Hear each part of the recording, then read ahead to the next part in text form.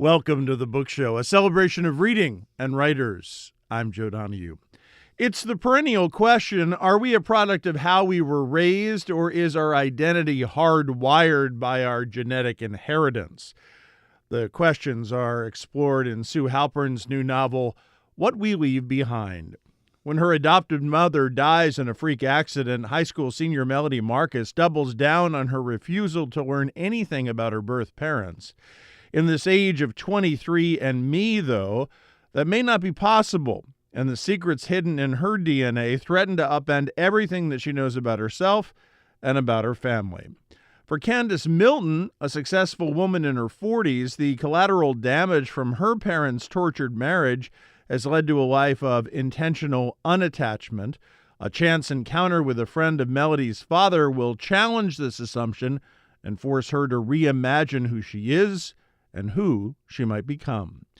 Sue Halpern is the author of 7 books of fiction and nonfiction. A former New Yorker staff writer, she is a scholar in residence at Middlebury College, and it's a great pleasure to welcome Sue Halpern to this week's book show. It's so nice to have you here. Thank you so much for being with us. Thank you. I feel like I can't publish a book without talking to Joe. This book is fascinating to me because somewhere, I don't know, I'd been reading it for a day or so, and my wife said to me, "Oh, it's Sue Halpern's book. What is it about?" And I said, "I don't really know yet." and I thought, oh, what a lovely thing to say. Like, it is hard to sort of pin it down for quite a while going through it, and I wonder what that's like to write. So it's funny that you would say that, because people would say to me, "What's this book about?" And I would think, I wrote it, but I am having a hard time with that elevator pitch, and then I thought, well, it's because I live in a place where there are no elevators.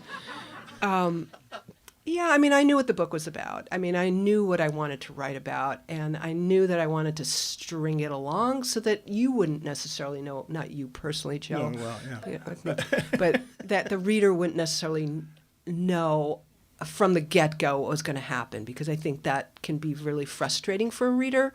I wanted the reader to think, why is this happening? And who are these people? And how are they connected? So instead of having a kind of very straightforward narrative, which, ultimately it is a very straightforward narrative, but it also kind of spools itself out, I think. When you said you knew what you wanted to write about, what is it ultimately that you wanted to write about, to explore, a question that you had in your mind that you wanted to explore? Yeah, I was interested in this question about what we take from the people who raise us. It's that sort of old question about nature versus nurture. But if you were going to write a book directly about that, it would look very different than the novel that I wrote.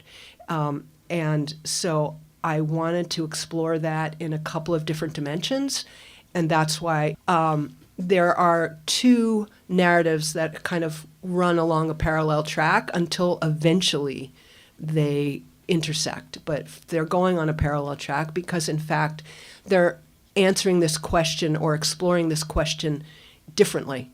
If you think about this question of nature versus nurture, it's not one thing or another. Therefore, they have to come together, but they also are very different. While they come together, it's not a direct pairing. It's somewhat an off-kilter way that they come together, which is also part of this puzzle, if you will, because you don't see how it's going to fit, and then you realize it. And that's really interesting because it's on the periphery, but very much fits together and brings these people into the same room. I was interested in exploring this question from one of the characters. You're sort of exploring it primarily from genetics, but you don't know that when you're reading it. It's a person who's adopted, so you think you're reading it primarily about how she was raised.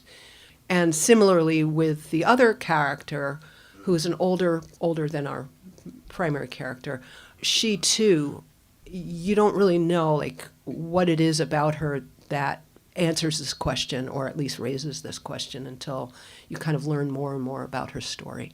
So tell us about Melody, who is the young woman at the center of this, and who very much is at the beginning dealing with a tragedy and then going through and trying to answer a lot of questions along the way. Yeah. So Melody is 17. She's a senior in high school.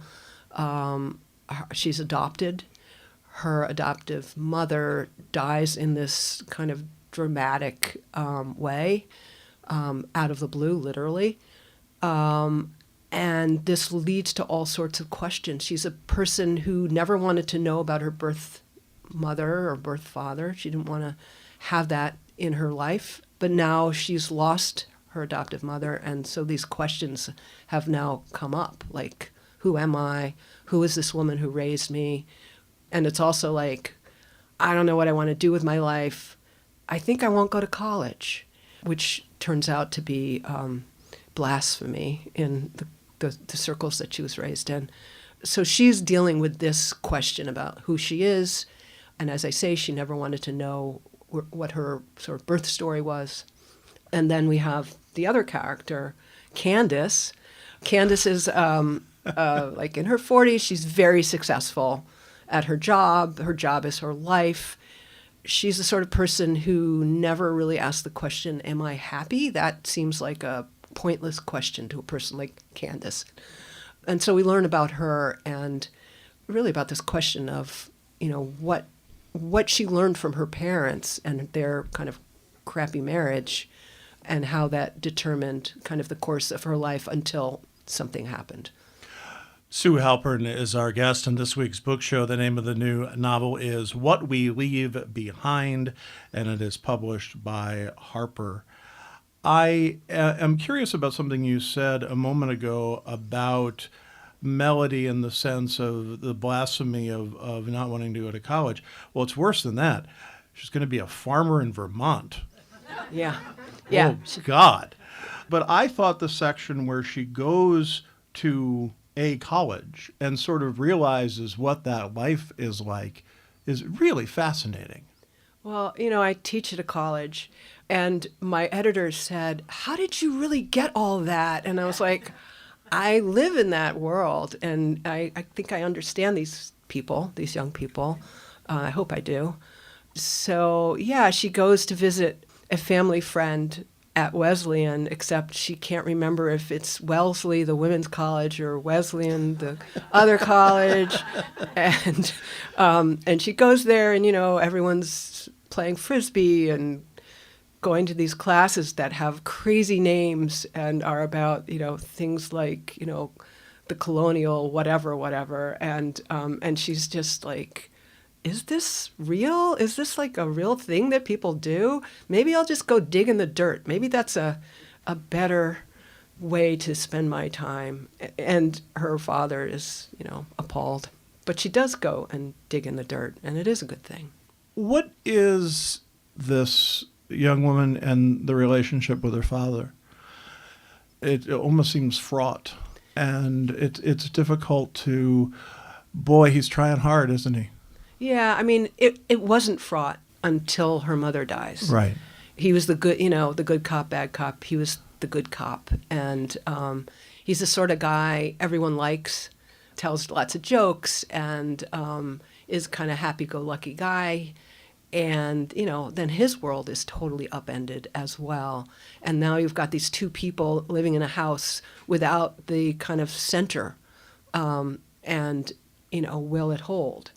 And, Melody doesn't really know how to deal with this father who is not the father she knew, because now her mother's gone and this man is broken. And he doesn't really know how to deal with her either. And because he's so involved with his own grief. And so they're kind of circling around each other.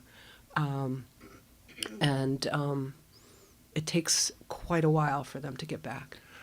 It's also, you mentioned this at the beginning, but it's such an unusual death that she becomes known because she's the daughter of that woman who was killed this way. And that gives an odd fame.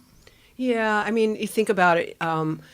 It's on the news. The news teams show up and on their street and they interview the neighbors, and the neighbors say all the things that neighbors always say. She seemed like a very nice lady, or she waved to me when they was driving by, and then Melody goes to school, and everyone knows that her mother has died, and not only just died, but died in this kind of horrific way, and she doesn't want to be that person. She doesn't want to be known for that. She doesn't want to be known, really. But now she's that girl, and when she goes to Wesley and not Wellesley, she's happy briefly because she thinks nobody knows, and she's not that girl anymore. Then it turns out someone tells, and she is that girl again.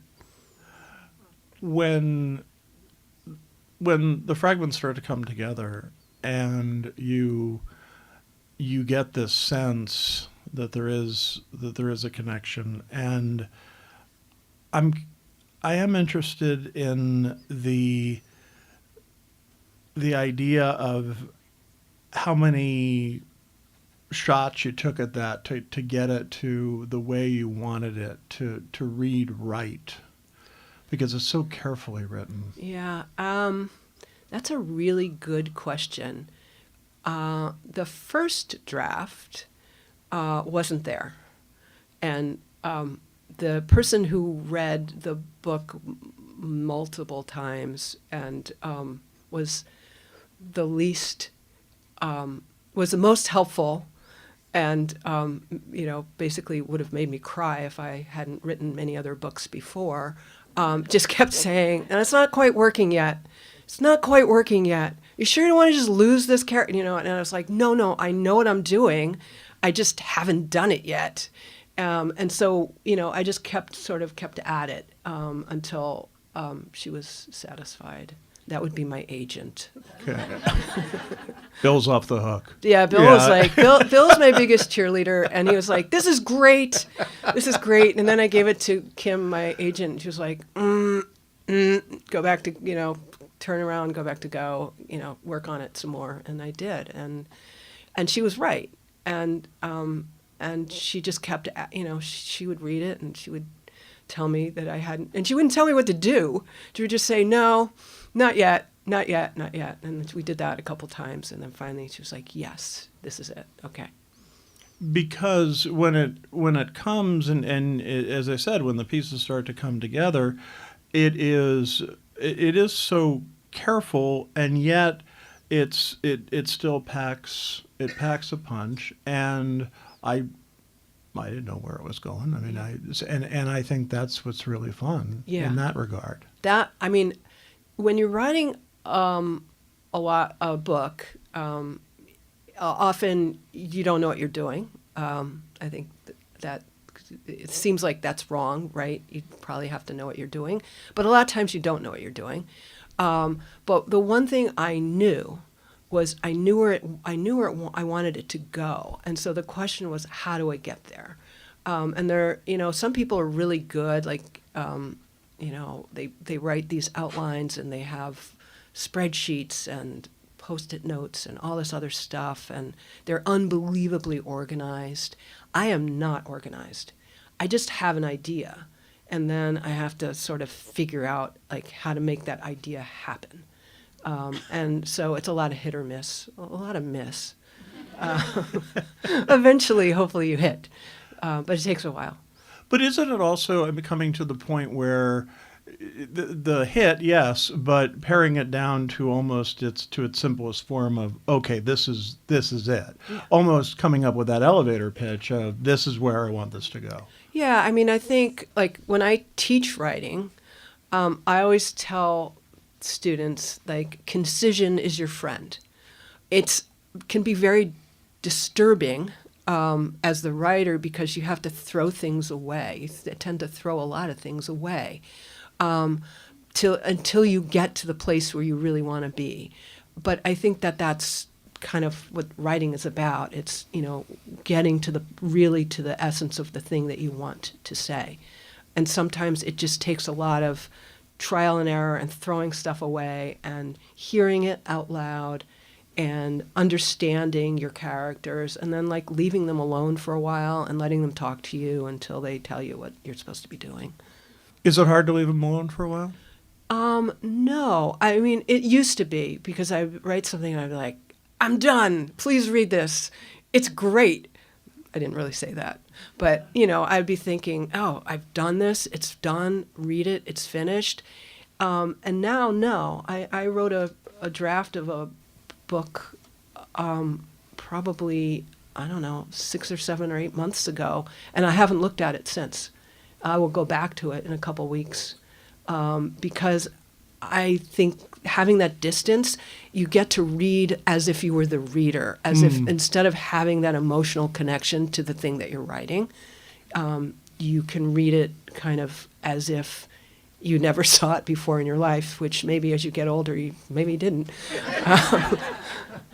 But you're letting it marinate as opposed to saying, I don't know if this is worth the... Yeah, no, I think about it a lot, and I get ideas about it, and I think that's really healthy because I don't feel the need to just, put it out there. I feel like I can let it sit and hopefully make it better. And then when I give it to my agent, she's not going to give it back to me 4 times, but this time she'll be like, oh yeah, this is close anyhow. Sue Halpern is our guest. The new novel is What We Leave Behind, and it is published by Harper Perennial. I think it's safe to say that this is really unlike anything that you've written in the past? Yeah, I think so. I mean, I think that writing novels gives you the opportunity to, explore different ways of telling stories. So I don't know. I don't know. I mean, I think stories, they tell you how they want to be told. So I don't know. It felt pretty organic. Right. Well, the common thread is you. Yeah, me. I'm the writer. Right. I mean, you're the one who's telling the story, Yeah. so that's the common thread. Yeah, but I think, it's different in that it's exploring completely different themes than I've explored before. Although one of the things that's sort of interesting about this book is that one of the books I wrote way back 100 years ago was this book about memory called, can't remember what I forgot, which I'm sure we discussed. In that book, I had to learn a lot about genetics, a subject I knew nothing about. I still probably know very little about, but in fact, I probably learned a lot of it from the book called Genetics for Dummies and some children's books about genetics, which, by the way, if you want to learn something about science and it's like totally over your head, just get the children's version because, in fact, it will explain what you're looking for in a way that is actually accessible. So anyhow, I had done a lot of research on genetics because I was writing about memory and memory loss and dementia. And then I ended up writing this long piece for The New Yorker on the search for a particular Alzheimer's gene. And it was a gene, it was genetics. And so I really had to learn it.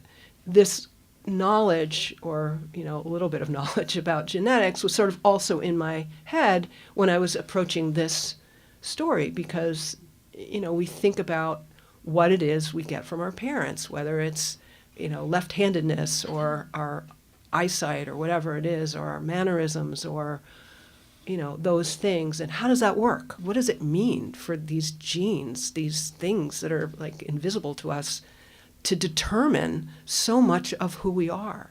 And so some of that genetics research kind of was percolating in my head when I was doing this.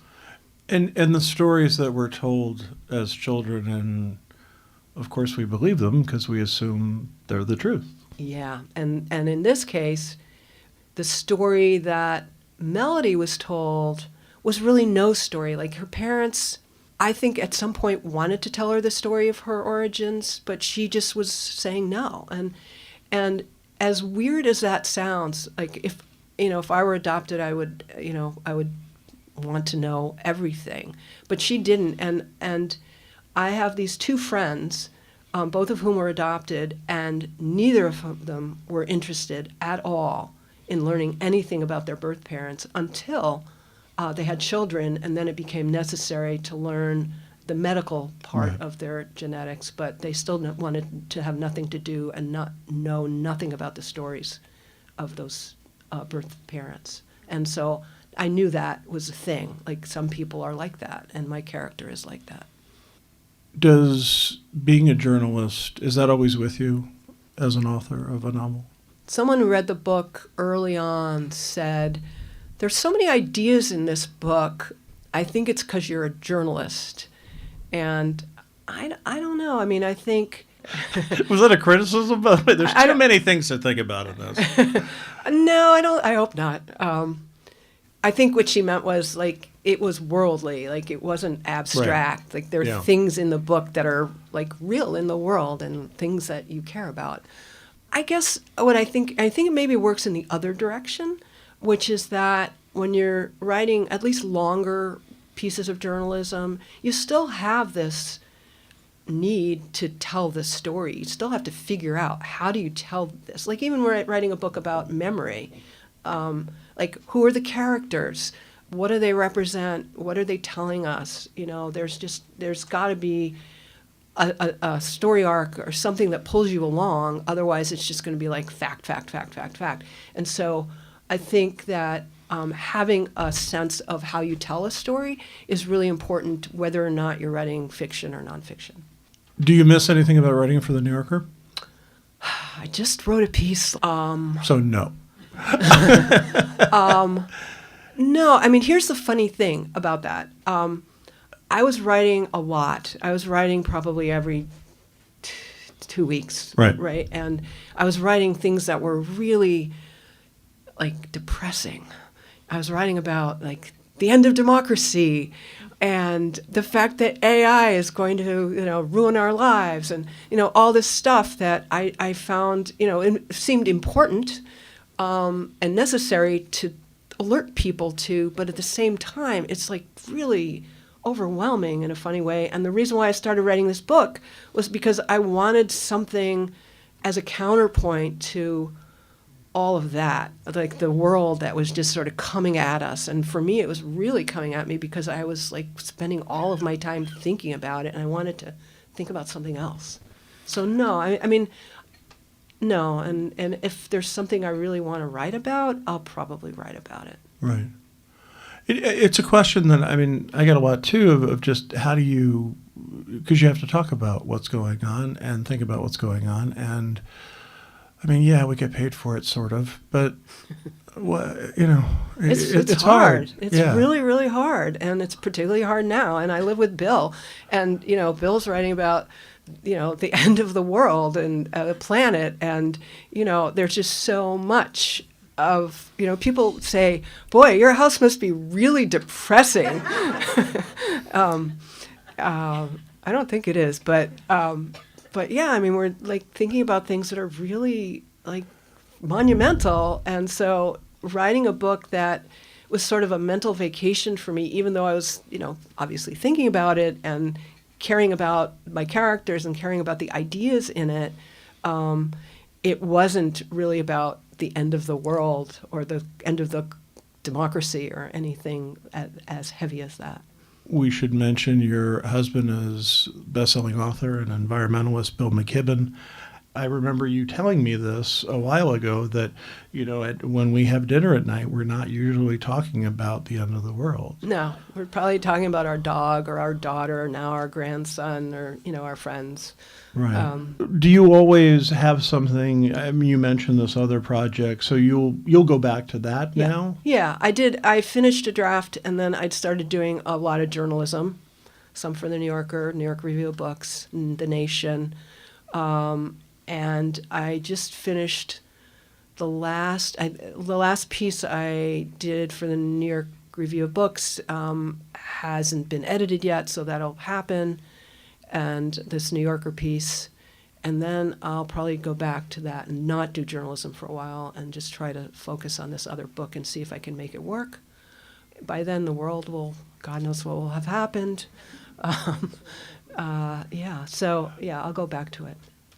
It doesn't seem to, but I ask the question, even in your mind as a writer, does the world of what's going on have an impact on the fiction that you write?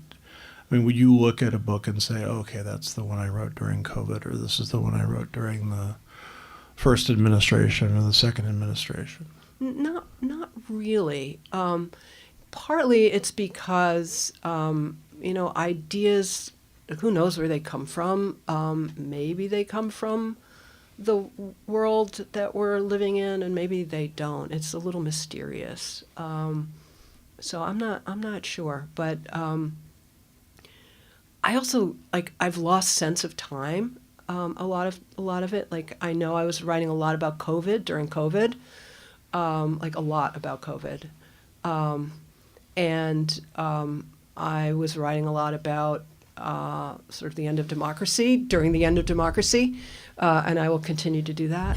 But I won't do it in my fiction. I just think of fiction as sort of a respite, and I also think of it as a place for us to learn empathy, which then we can take into this other world that we are living in that is so fraught. And I think, the last thing you want to do, I think, for me, the last thing I really want to do is read a novel that's sort of telling me about the world that I'm living in, that I'm finding really challenging to live in. I want to help people feel connected to each other and to, obviously to my characters and me, maybe, but, and to learn this empathy. And I think that's what we get from fiction.